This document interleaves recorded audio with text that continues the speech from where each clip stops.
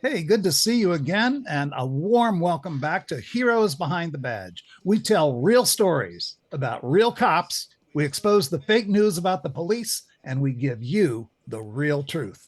This podcast is brought to you by Citizens Behind the Badge, the leading voice of the American people in support of the men and women of law enforcement. For more information about how you can get involved and add your support to the men and women of law enforcement, Citizens Behind the Badge .org. That's citizensbehindthebadge.org. I'm your host, Dennis Collins, a founding director of Citizens Behind the Badge and a law enforcement father. Please say hello, as usual, to my colleagues, William Erfurth, better known to his friends, and some of his enemies as Billy. How are you doing today, sir? I am good, and I just want to take this opportunity to remind everyone, wherever you go to listen or view these podcasts, please like and follow so that you can be alerted every time a new show drops on the air. You will be the first to know. You'll have a leg up on everybody. So subscribe, follow, and like. Thank you. Bill, by the way, is a retired Miami-Dade police lieutenant, 26 years of decorated service. He is also a founding director of Citizens Behind the Badge. And now, Craig Floyd, our fearless leader. Craig is the founder, president, and CEO of Citizens Behind the Badge. You probably know Craig as the founding CEO emeritus of the National Law Enforcement Memorial and the Police Museum in Washington, D.C. Craig, thanks again for our fancy uniforms. I'm loving these uniforms, man. Thanks for outfitting us here. We just have to get together on the uniform of the day, I guess. We look really sharp, if I may say so, Dennis. And our brand, we have Heroes Behind the Badge podcast, and then we have Citizens Behind the Badge, the organization that produces this podcast. And just a reminder to everybody, if you go to our website, citizensbehindthebadge.org, you're going to hear all the older podcasts that we've done. You're going to see all the statements we've made about what's happening in law enforcement today. And we're working hard to end this defund and defame the police movement, get law enforcement the resources they need, and get more cops out there patrolling our streets. We lost a lot of them during that defund movement, but thankfully they're coming back. Thankfully, they're coming back. And the other thing is, Citizens Behind the Badge and Heroes Behind the Badge, we never forget. Today's hero dedicated a half century, 50 years of his life serving and protecting as a member of law enforcement, okay? 22 years as a Secret Service special agent, 8 of those years on the prestigious Presidential Protective Detail, and almost 3 decades as a police chief of the Orland, Illinois Police Department. So like many of our heroes, their decades of distinguished and decorated public service is highlighted by sometimes one event on one day. In this gentleman's case, it was March 30th, 1981. President Reagan was 3 months into his term. He was speaking at the Washington Hilton Hotel. He finished his speech and was heading back to his car. In 1.7 seconds, 6 gunshots rang out from the small crowd outside the hotel, shots aimed directly at President Reagan. Today's hero, Secret Service agent Tim McCarthy, was assigned to the Presidential Protection Detail on the day shift that day. The story goes, though, that it was his day off, but he lost a coin flip to one of his colleagues and showed up for work. Little did he know he would find himself in the middle of an assassination attempt. He'd be called upon to take the ultimate action to stop an assassin's bullet from reaching their intended target. For some of the older members of our audience, you likely will never forget those shocking videos we all saw at the time of that incident, played over and over again. For our younger audience, you're about to hear the real story from the real hero behind the badge. A very warm welcome to retired Secret Service agent and retired chief of the Orland Police Department, Tim McCarthy. Tim, thanks for joining us. Thanks for your decades of service. We are delighted to have you as our guest on today's podcast. But Craig and Bill will have tons of questions for you, but you know me, I got to ask at least one question here. Is it true I've heard this story for years, and I tried to confirm it again before we had this interview. Is it true that that was your day off, or was that fiction? Uh, Paul, it was not my day off. However, on that particular day, we had one extra agent. The president only travels in that inner perimeter with a certain number of agents. Uh-huh. We had an extra agent that day. So the two of us were both of the same rank, about a sergeant, so to speak. And the agent in charge said, well, you've both been briefed, you're both ready to go, but we've got one too many, and one would stay back. Now, it was raining out that day. The car we ride in, the follow-up car, leaked at that time. It was an old, Nice. an old convertible type of limousine. So we flipped a coin, and I lost. I went. As a result, I got wet, among other things, and shot at the same time. Now, the Nice. agent who won the coin toss that stayed back, an outstanding agent. He went on to win like $4 million in the Pennsylvania state lottery. So he was one of these people that had a horseshoe up. Well, he had a lucky streak. Let me put it that way. For sure. Well, we are delighted to have you and delighted to honor you as a true hero behind the badge. I will share the stage now with Mr. Craig Floyd. Tim, you and I go back a ways. We've been together on a number of events. You helped us build the National Law Enforcement Museum. And in 2017, we did an event together called Witness to History. And we talked about the assassination attempt on President Reagan and your role in that. And there was a story that came out that night. I'll never forget it, by the host, Tom Sherwood. He's a local news guy. And he told us a story about right before the assassination attempt, President Reagan was speaking to a group of labor leaders. And he ended his speech by asking them to please join him so that we can make America great again. And I love that story. Usually we attribute that quote to President Trump, but it was in fact President Reagan that first coined that saying. And I'd say President Trump did a pretty good job of carrying that on in his victory, his double victory, I guess we could call it, in 16 and 24. March 30th, 1981, he's coming out of that speech to the labor union, and everything seemed fine. I guess in hindsight, we're all a little surprised that the public was allowed so close to President Reagan, just a matter of a few feet, where John Hinckley and others had gathered that day as President Reagan was leaving. Pick it up where, you're now on duty. Obviously, you've covered that part of the story. And how in the world did we allow the public that close? And how was he able to get those shots off in rapid fashion? And how you reacted the way you did? Take us through those moments, if you would. Well, let me start about, Craig, you brought up a great point that has often been overlooked of why the general public was allowed to be so close. And that was a topic of conversation for a long time in the Secret Service, why we were not using metal detectors. They were pretty common at the time, being used at airports, major events, but we were not using them. And I don't have any firsthand information. We asked about it, but we were told, the story goes that during the past administrations, including the Reagan administration, that they didn't want it to look like a siege atmosphere around the president. Well, every day cards and letters come into the White House. People are being interviewed on the street who have made threats against the president. So frankly, it's a mystery to me this day why we didn't have them, other than the stories anecdotally that they didn't want it to appear to be a siege atmosphere around the president. Now, the day after this happened, and I give the credit to Mrs. Reagan, that I'm told, let it be known that metal detectors will be used from here on in to screen everyone that comes in contact with the president. And from that time on, after he got out of the hospital, anyone who came in close proximity to the president went through a metal detector.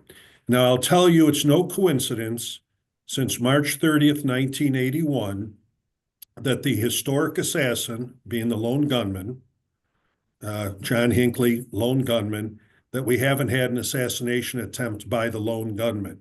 So metal detectors used properly, and the Uniform Division of the Secret Service handles them. Very professional, very good at what they do. They're not foolproof, but they can be pretty close.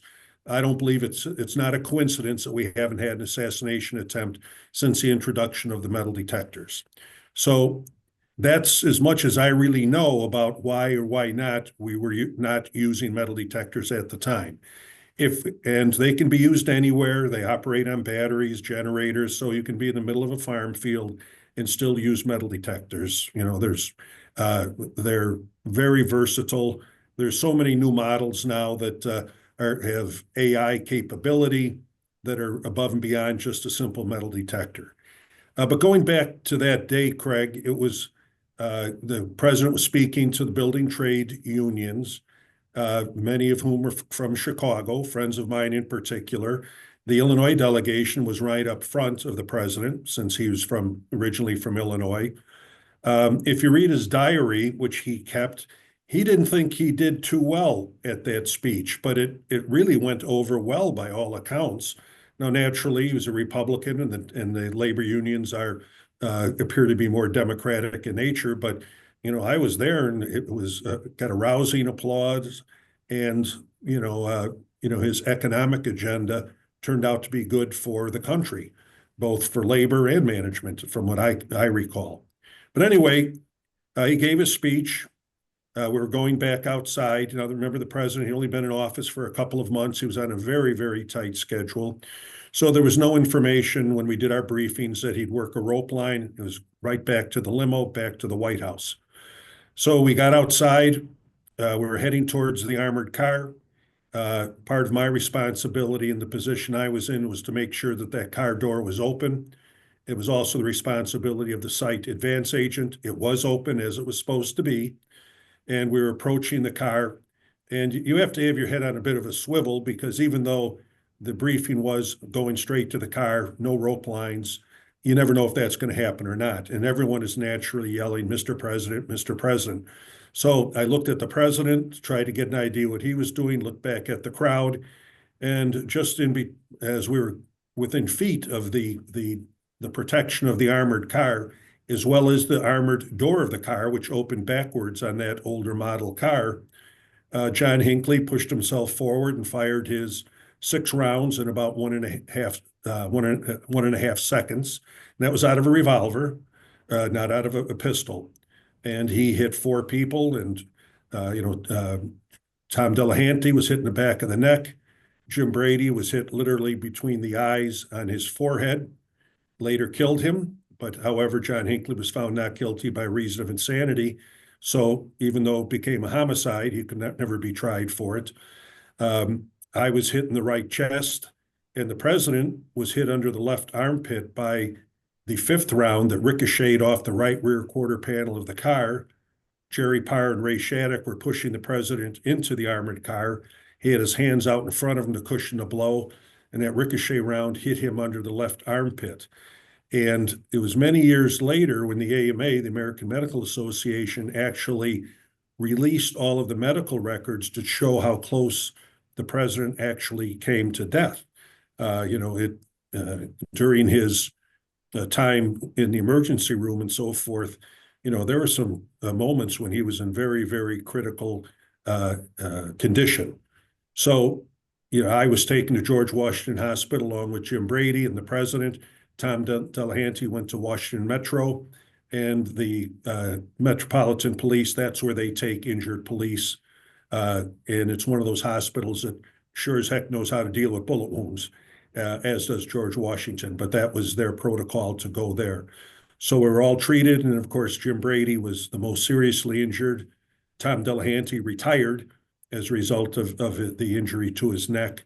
I was back on duty in about 3 months, back onto the Presidential Protective Division. And of course, Jim Brady was disabled for the rest of his life, and it was only a few years ago that his injuries led to his death. So Tim, a quick question about that. So you and the president were both taken to the same hospital, and there's stories about the fact that you were relatively close to each other during recovery. How quickly did he recover versus you recover, and when you were both finally released? Well, I was out of the hospital, Bill, in about 11 days. Okay. And then recovered at home. And naturally, I had to get back to a level of physical fitness to pass the physical agility test, the running and jumping and all that type of thing.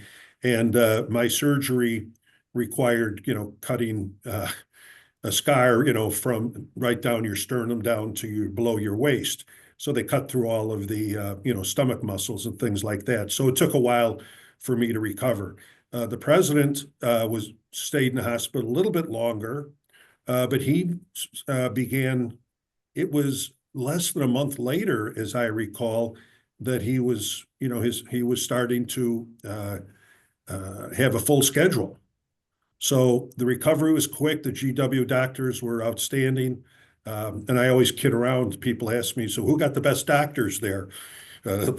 And we all got outstanding medical treatment, as evidenced by the fact I was out in 11 days. Now, Jim Brady, they did everything they could for Jim, but the, taking around to the forehead is catastrophic under any circumstances. And of course, as we know, he was disabled the rest of his life.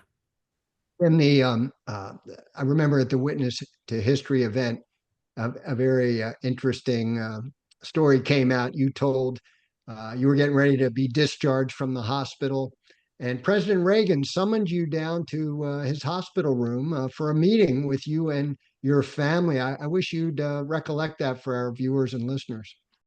Yeah, well, Craig, was on my last day in the hospital, and I was packing up, getting ready to go, and I had 2 children at that time. We had a third one born later. And my wife and I and the 2 kids got a call. The president would like to see you up in his room.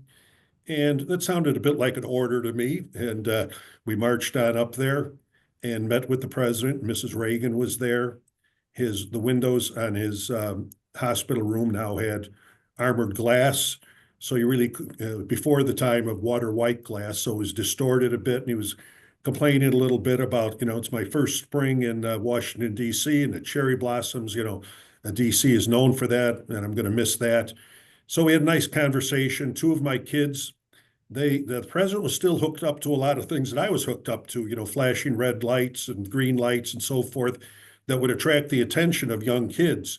And it was attracting the attention of my kids that want to go play with those machines. They thought they were toys rather than medical instruments. So we were having a great conversation. The president was talking about how we were going to get together for dinner, and a lot of just wonderful conversation. Him, saying, thanks for doing your job that day, along with others that did their job well too. But my wife was getting very nervous noticing the kids, paying so much attention to these instruments connected to the president. And I would see she was getting nervous. So all of a sudden, well, we better get going. And it was a great conversation with the president. So we're just heading out the door when the president stopped and said, hey, Tim, wait a minute. Listen, it was Reagan, McCarthy, Brady, Delahanty. What the hell did this guy have against the Irish? And I think the moral of that story was, in critical incident trauma, there's a theory that people who go through a critical incident a third of the people can never go back to their job again and perform the way they once did. Another third, it only mildly affects them. And another third, it doesn't affect them at all. And the president was a great example that he was able to find humor and some good in what was a terrible, terrible tragedy. So that was a great example for me. And one of the reasons, and my father was a sergeant in the Chicago Police Department, and all of our neighborhood were police or fire in the south side of Chicago. So this type of thing was not unheard of growing up, though I never thought it would happen to me. But he was a great example of how to, get back on your feet and get back on the job. And, I was only about 31 years old at the time, and I guarantee I wasn't ready to retire by any stretch of the imagination. And so went through recovery, rehab, and was back on a job about 3 months later. So after that, and oftentimes in different agencies, after you're involved in a shooting situation or wounded or critical incident, you get a nice cushy position after that. What happened for you? No, there was no cushy position. Went back on the detail, I think on midnights, by the way, and right back into it. It was a little bit uncomfortable getting back in the saddle again, so to speak. Just to, you know, I wasn't, people were giving me a lot of credit and so forth, but I wasn't Superman before that time, and I certainly wasn't afterwards. So I did what I did based upon training, not anything else. So, but I was happy to get back to work. You know, I loved what I was doing. It was so interesting, so challenging along the way too, that talking to my parents and everyone, there was no doubt that as soon as I was ready, I was going back to work. And quite frankly, my wife, I think, was happy to get me back to work and get out of the house. So Yeah. So did We you ever have understand that those dinner? of us that are married, yes. Did you ever end up having that dinner with Reagan, and how did the Reagans and everyone treat you thereafter? well, yes, we did. And it was on St. Patrick's Day. Now I'm still an agent on just an agent. Probably as a grade 13, you were the rank of a sergeant, basically. So my wife and I were both invited to a St. Patrick's Day dinner at the White House. I sat at a table with the president, Tip O'Neill, other high-level politicians, I believe John Wayne and other Hollywood actors. My wife was at a table with Mrs. Reagan, Maureen O'Hara, and others. It was great. They came around, would you like a beverage, sir? Well, I would have loved to have had a beer, but naturally I wasn't going there. And it was a wonderful, wonderful time. And but it was, and here are all my colleagues who are, working, and I'm there at this dinner. So, but it was wonderful. Had many other opportunities to interact with the president and Mrs. Reagan. And on my second, I did 4 years, a year with President Carter, 3 with President Reagan, was transferred back to Chicago, and then transferred back again for 3 more years with President Reagan and a year with President Bush. And on my second tour, one of my supervisory responsibilities was Mrs. Reagan's detail, along with several training in the transportation section, and of course, primarily with the president. And we had many conversations with Mrs. Reagan up on the second floor of the residence to talk about different things, largely operational, but occasionally personal things would come up too. So we became pretty close. I, of course, was at President Reagan's funeral, and I was at Mrs. Reagan's funeral as well. So it was a interesting 8 years on the Presidential Protective Division. It's very tough, because the amount of travel, the time away, shift work, things of that nature. It's a tough assignment, but it's one that I'll give you a short story. From time to time, we were allowed to give tours of the West Wing when the president was away from typically at Camp David or away. So you do have days off somewhere, and and always every day you're not with the president. So you'd get requests from time to time from your fellow agents. Hey, I got some people coming in from town. Could you meet them down there and just take them on a quick tour of the West Wing that allows them to see the Oval Office and the cabinet room? So I did it for one of my fellow agents, and it was a couple from Pittsburgh, Pennsylvania. Nice gentleman with his family, 3 or 4 people. They went through the metal detectors and everything and so forth, and name checked, and took him on a quick tour of the West Wing.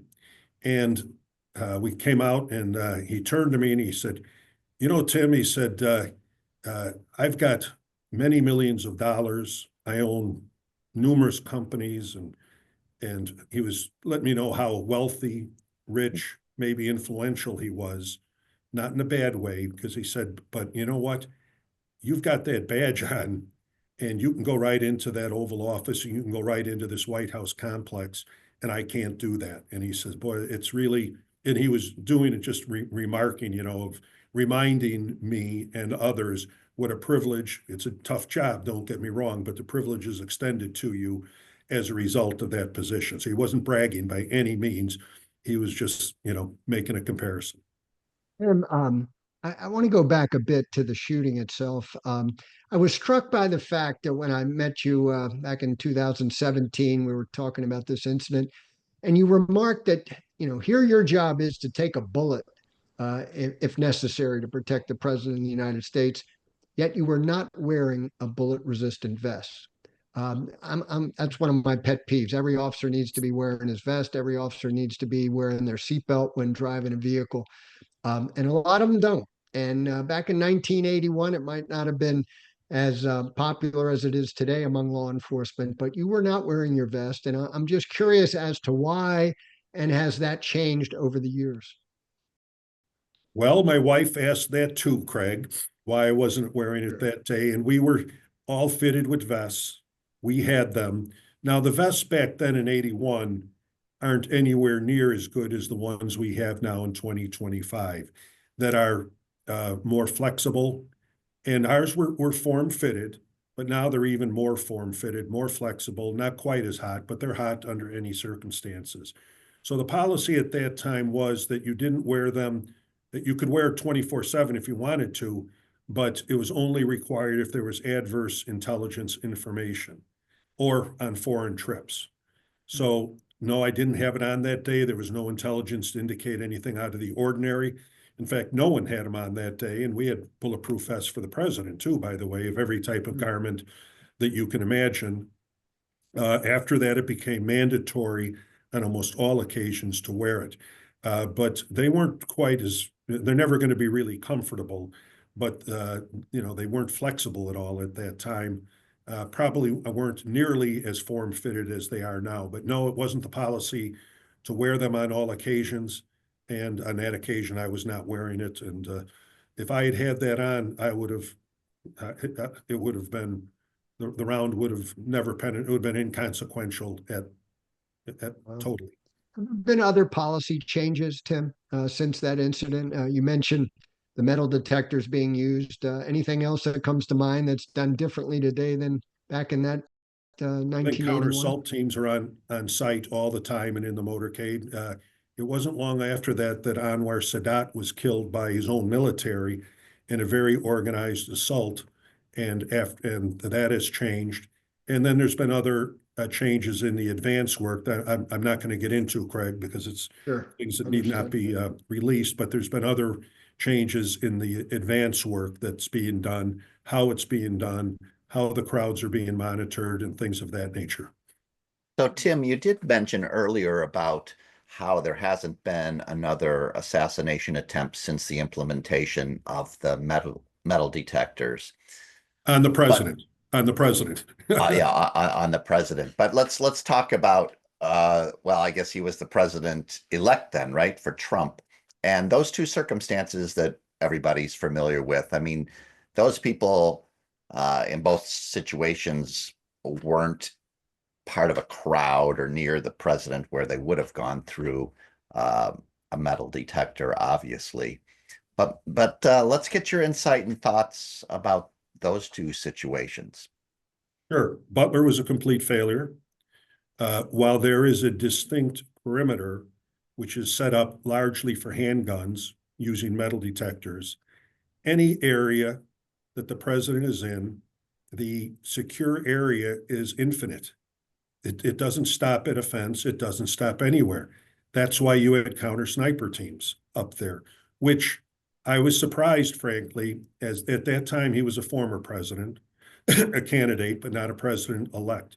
And they did use metal detectors there.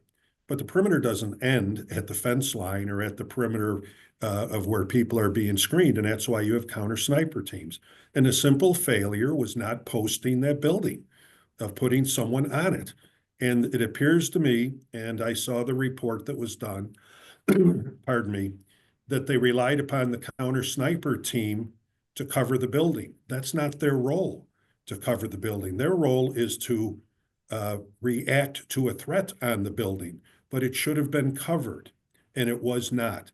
Simple, a catastrophic mistake that should have never happened. And the advance agents, I haven't seen the consequences yet for it, but it was a failure. And it was a failure that should never, ever have happened. The building and any other building within reasonable range should have been posted and secured.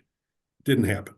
And there was other buildings. I think there was a water tower that wasn't posted either. So it was a failure, plain and simple.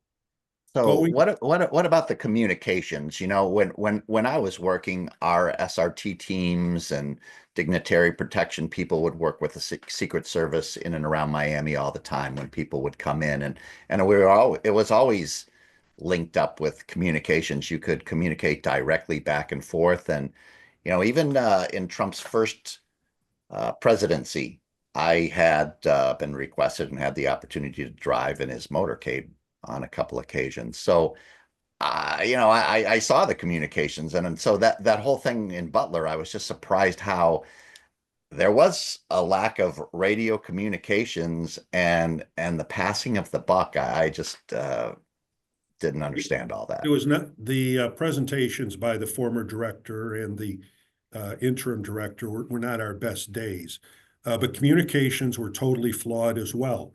Now, as you know, Bill, everyone can't be on the same channel. You know, when an incident takes place, you know, communications break down. But what should have happened is the communications should have been an integrated communication center where everyone is there, the sheriff, the city, sheriff, Secret Service, everyone in that room. They don't have to be on top of each other. So information is shared. You're 10 or 20 feet apart. We just got information. You just walk over and give it to your counterpart. Being on the same frequency, if something happens, communications break down. So that's what should have happened. And apparently that didn't happen either. And, you know, there was, you know, there's information about someone with a rangefinder. And I know they did finally get it out. It didn't get out in a timely fashion. And they never really put all the dots together of what was happening. So there was a breakdown in communications that might have prevented this, and there was a breakdown in the advance that would have prevented it, in my view. There was also a breakdown. They did have the drone technology there, and it wasn't working. So they would have been able to detect the drone, but it didn't work. So they weren't able to detect that it was there.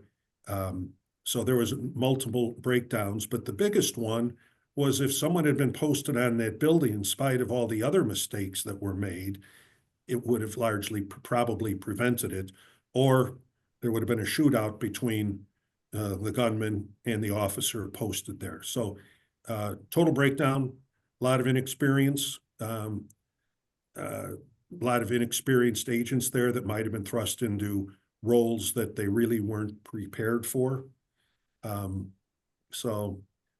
Getting over to West Palm, while we had weeks before we had Butler. Now, we just had one assassination attempt, and it appears to me that the president goes golfing almost every Sunday. Everybody knows it. I know it. You know it. Everyone knows it. If he's in West Palm, he's going golfing on Sunday to his golf course. So we have this person that gets there 12 hours ahead of time and plants himself in the bushes. There is no one covering that roadway next to it. It should have been blocked off, or at least posted with officers, agents, or both, and that wasn't done. And they acted as if it was an off-the-record movement. And off-the-record movements have an element of security connected to them if no one knows they're going there. But everyone knows that former President Trump golfs on Sunday. And they had a golf cart ahead of the president. So, you know, golf courses are measured in yards, not feet. And we know pistols, you know, we're pretty good up to about 25 yards. Some of our colleagues are good further than that. And I don't know quite how far away he was from the president, but the agent, as far as I know, that engaged him and really did a superb job spotting him and engaging him. As far as I know, he engaged him with his pistol. And it would have been a lot better off if he was engaging him with an M4. And I'm curious why he didn't have one. In my police department, we got M4s 25 years ago for patrol officers. You had to qualify, of course. And as far as I know, he engaged him with a pistol. But why it was treated as an off-the-record impromptu movement literally weeks after an assassination attempt, and that road wasn't, if nothing else, while he was on the holes adjacent to a public highway, they should have been blocked off. They should have been blocked off and posted, in my view, and they were not.